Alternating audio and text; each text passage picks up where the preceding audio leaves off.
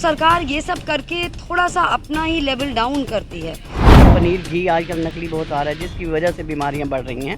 Rape का दोषी है तो क्यों उसको इतने साल लग जाते हैं सज़ा मिलने के लिए। मोदी जी ने औरतों के लिए किया है, आज तक किसी सरकार ने नहीं किया है। बिजली का देखिए आप बिल कितनी तेजी से आता है एक साथ। राम रहीम जी हैं जैसे, उनको बार बार कैसे पैरोल मिल जाती है। सरकारी अस्पताल हैं, उनको थोड़ा और बेहतर करने की ज़रूरत है। मोदी सरकार का 10 साल का कार्यकाल पूरा होने जा रहा है। ऐसे में 1 फरवरी को मोदी सरकार का अंतिम बजट पेश होना है, जिसको लेकर महिलाएं क्या उम्मीद करती हैं। महिलाओं से बातचीत करेंगे और जानेंगे। आंटी क्या नाम है आपका? निशा बाटला। आंटी जी, सरकार का अंतिम बजट पेश होना है, क्या उम्मीद आप इस बजट से करती हैं? मोदी जी ने सबकी उम्मीदें पूरी करी हैं, आगे भी उम्मीद है वो उम्मीदें पूरी करेंगे। हर फील्ड में हम मोदी जी का थैंक्स करते हैं, क्योंकि क्राइम सबसे पहले क्राइम मोदी जी ने ख़त्म किया है, आगे भी ध्यान देंगे। और रहा किचन का थोड़े रेट्स बढ़े हैं, वो खाली मोदी नहीं कर सकता, सबके मिलने से होता है। और उसकी तरफ गौर किया जाएगा, क्योंकि सब लोग मनमाने रेट लेते हैं। चीज़ें जो नकली हैं उन पे थोड़ा ध्यान दिया जाना चाहिए, मिलावट का सामान नहीं आना चाहिए। और सब लोग कोऑपरेट करेंगे तो कहीं ना कहीं आप मानते हैं कि मिलावटखोरों के खिलाफ सरकार को एक्शन लेना चाहिए? बिल्कुल लेना चाहिए। दूध, पनीर, घी आजकल नकली बहुत आ रहा है, जिसकी वजह से बीमारियां बढ़ रही हैं। तो अगर नकल नहीं होगी तो शायद बीमारियां भी कम होंगी और बजट भी एक ठीक रहेगा। कहीं ना कहीं मतलब स्वास्थ्य पे भी ध्यान असर कहीं ना कहीं पड़ता है। बिल्कुल स्वास्थ्य पे सबसे पहले पड़ता है भैया। स्वास्थ्य है तो सब कुछ है। सबसे पहले तो ये नकली चीज़ों पे कंट्रोल होना चाहिए जी। और जहाँ तक महंगाई का सवाल है वो सारी पब्लिक को मिलके कंट्रोल करना चाहिए। और मोदी जी का से यही रिक्वेस्ट है हमारी कि जैसे उन्होंने 10 सालों में पब्लिक को सहूलियतें दी हैं, आगे भी ऐसे सहूलियत। अच्छा, कौन सा काम आपको ऐसा इस सरकार का अच्छा लगा, जो आपको अच्छा लगा हो, और क्या उम्मीद इस बजट से है कि उसमें लेकर आएंगे महिलाओं के लिए? देखिए, जो मोदी जी ने औरतों के लिए किया है आज तक किसी सरकार ने नहीं किया है। उन्होंने कन्याओं को भी आगे बढ़ाया है, एजुकेशन में भी, और हर फील्ड में अब लेडीज़ हैं। पहले लेडीज़ किसी फील्ड में होती थी, अब हर फील्ड में लड़कियां हैं, क्योंकि उनकी एजुकेशन का ध्यान रखा जा रहा है और सहूलियत भी दी जाती है। तो यही उम्मीद करते हैं कि अच्छा, चलिए हमारे साथ और भी कुछ महिलाएं, उनसे बातचीत कर लेते हैं। आपका क्या नाम है आंटी? सुनीता गोयल है। अच्छा, 1 तारीख को सरकार का अंतिम बजट पेश होना है, क्या उम्मीद आप इस बजट से रखती हैं? मैं तो ये चाहती हूँ कि हमारी रसोई का बजट थोड़ा सा कम हो जाए। हर चीज़ बहुत महंगी है, दालें महंगी है, सिलेंडर महंगा है, बिजली महंगी है, तो इसलिए हमारे औरतों की बचत नहीं हो पाती है। हमें बचत बहुत ज़रूरी है, क्योंकि बीमारी है, बच्चों की एजुकेशन है, सब में बिना पैसों के कुछ नहीं होता। कहीं ना कहीं मानती हैं, क्योंकि एक बड़ी जिम्मेदारी, क्योंकि आप एक महिला हैं, घर को चलाने की एक बड़ी जिम्मेदारी आपके ऊपर होती है। हाँ। तो कहीं ना कहीं मानती है कि किचन पर कहीं ना कहीं महंगाई भी है। हाँ है, बहुत ज़्यादा है, कम नहीं है, बहुत ज़्यादा। मैं भगवान ये कहना चाहती हूँ कि भी इसको थोड़ा सा कम किया जाए, ताकि हम थोड़ी सी बचत कर सकें। अच्छा, इस सरकार से और आपको क्या उम्मीद है, क्या आपके महिलाओं के लिए इसमें? ये अभी भी महिलाओं के लिए इन्होंने बहुत कुछ करा है, और मैं उम्मीद करती हूँ कि इससे भी अच्छा और करेंगी आगे के लिए, ताकि महिलाएं आगे बढ़ें और देश में अपना सहयोग दें। अच्छा, चलिए, महिलाएं हैं और महिलाएं हमारे साथ मौजूद हैं, इनसे बातचीत कर लेते हैं। आपका क्या नाम है? कोमल अग्रवाल।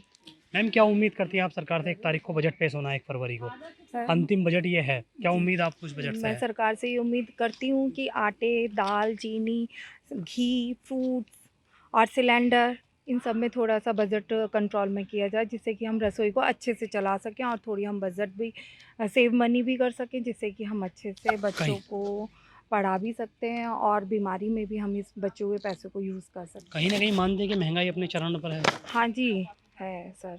महंगाई, पेट्रोल के दाम बहुत ज़्यादा हैं, बिजली का देखिए आप बिल कितनी तेज़ी से आता है एक साथ, और सिलेंडर के भी दाम बहुत तेज़ी से बढ़ रहे हैं। तो इन सब चीज़ों पर कंट्रोल किया जाना चाहिए सर। अच्छा, महिलाओं की अगर बात कर लें तो महिलाओं के लिए आप क्या समझते हैं कि क्या कानून ऐसा आना चाहिए, और महिलाओं के लिए क्या इस बजट में होना चाहिए? महिलाओं के लिए पॉइंट ऑफ व्यू सेफ्टी है, पहले से तो बेटर सेफ्टी हमें मिल रही है। आज हम अकेले कहीं आ सकते हैं और जा सकते हैं सर। पहले तो आज से 15-1 साल पहले का आप देखिए तो चैन स्नैचिंग इतनी होती थी कि पूछिए मत। सड़क से हम घर से बाहर निकलते थे, ज्वेलरी पहन के नहीं निकल सकते हैं, इतना ज़्यादा केसेस होते थे।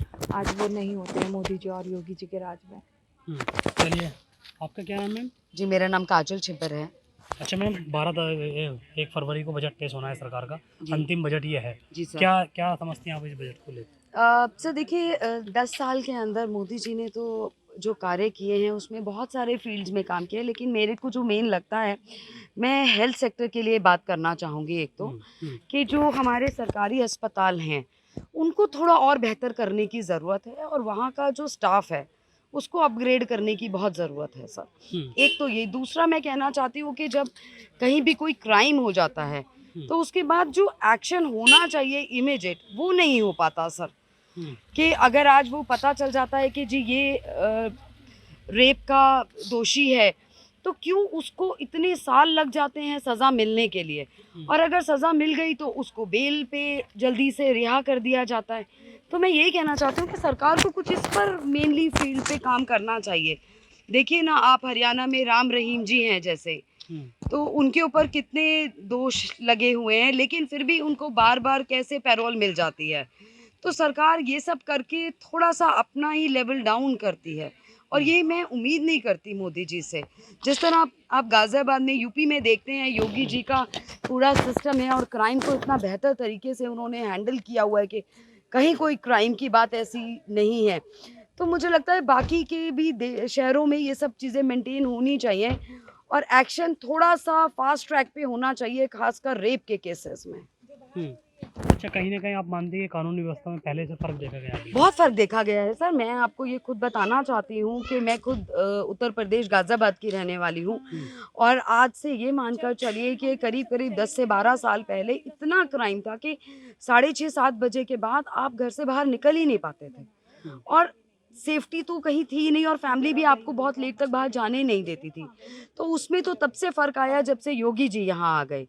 तो ऐसा कुछ नहीं है, अब रात को कभी हम लोग 10 बजे भी कहीं से, दिल्ली से, गुड़गाँव से, कहीं से भी ट्रैवल करते हैं, तो ऐसी कोई दिक्कत नहीं है, ईज़िली आ जाते हैं। और मैंने एक चीज़ और भी फ़र्क देखा कि जैसे पुलिस पहले कभी सहयोग नहीं करती थी आपको, वो अब नहीं है सर। उसके लिए तो बहुत-बहुत धन्यवाद है योगी जी को भी और मोदी जी को भी। तो आज पुलिस वाले भी आपको बहुत लेवल्स में हेल्प आउट करते हैं अगर आप कभी समस्या में होते हैं। जैसे पहले आपने देखा, आप अब केस करने के लिए अब पुलिस स्टेशन जाइए तो सही, पुलिस वाले आप ही के ऊपर उल्टा केस कर देंगे।